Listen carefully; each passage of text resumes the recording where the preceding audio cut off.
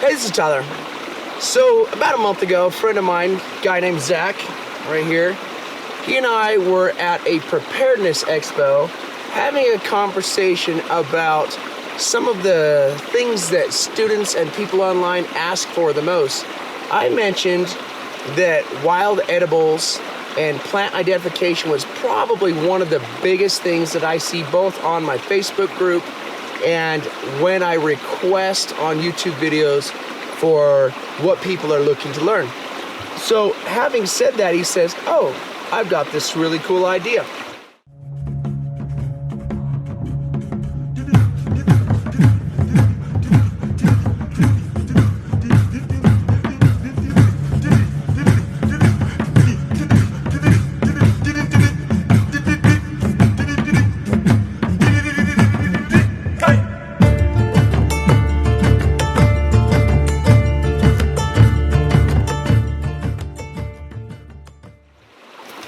He had been creating these little cards on his own prior to the conversation and ended up giving me a packet of them to just go out and use and to check and play with in the backcountry. So I brought them with us today. We're out here filming, and I'm just going to start with the first one. It's Wild Medicinals. Now, normally when you see cards like this, the format's the same. Here's the Latin name. It's biannual. It looks like this. However, that's okay information, but it's not great information. He went right in the beginning with foraging rules and tools to forage. So he kind of goes outside of the realm of just, here's a piece of watercress, here's a piece of stinging nettle. And he says, here's what you should bring in if you're gonna gather these materials. Here's how to gather these materials. So the first couple parts have foraging rules, foraging tools that you can use. Right here, how to use the digging stick. Native Americans in this area would use a digging stick to, unlike a shovel, make a small hole and pry out the plant with just the root. You can just pop plants out of the dirt super fast this way. If you stick a shovel in there, you're pulling out a bunch of dirt, but if you use a digging stick, you can get to that root that you may want or that plant part that you're interested in. So it covers digging sticks, talks about herbal actions, herbal trail remedies, preparing medicinals continued, plant parts, how to build a tincture. A lot of really valuable stuff in this first section of cards. Now, he talks about plant identification.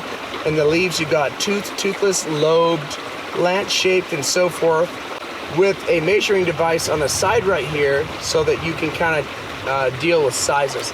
He then goes an extra step and talks about charcoal, which, even though that is not a wild medicinal, it is something that can be used for medicinal purposes. When I used to be an EMT, we had this tube of stuff. We called it camel snot. It was basically charcoal in a suspended solution so that if a child ate something poisonous, you could make them drink this charcoal. The charcoal would bond to something poisonous and pass through their digestive system without poisoning them. So knowing that prior EMT knowledge, I realized the value of charcoal.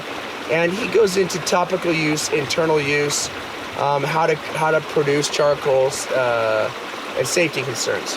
Some of the plants, finally, we're already like a quarter inch into this. He goes into his cottonwood, dandelion. Some of these you'll see in your yard, echinacea, burdock, honey. Honey, interestingly enough, has a mechanical property where if you put it on a cut, it will stop bacteria from growing and forming by taking all the water out of the cell. It basically slurps the water out of the cell. So it's actually a very good ancient, let's call it Neosporin, and it tastes good. Mint, mullein, pine, there's others. Goes into yarrow, fire cider. So that's the medicinal edibles. I want to show you a couple of these others real quick as well. This is the wild edibles set of cards. It has a lot of the major ones that you're going to see across the the United States, North America, parts of Mexico. And that's important because you don't want to memorize every single plant out there. You want to know the top 10 or 20 that are out there that are all over the place and give you the most amount of fuel. Amaranth is in here. Great burdock. I know there's some growing right over on the other side of my camera guy right there. Cattail, some of the largest amounts of starch. More starch per acre in cattail exists than per acre of potatoes. So it's a very high starch option. Curly dock or burdock. Dandelions. There's sugars in the roots. You can turn them into tea that tastes like brownies. And the same card, he talks about foraging tools and the digging stick, harvesting seasons, lamb's quarter, nettle, which is stinging nettle like over there, oak. There is a huge amount of carbohydrates in oak meat.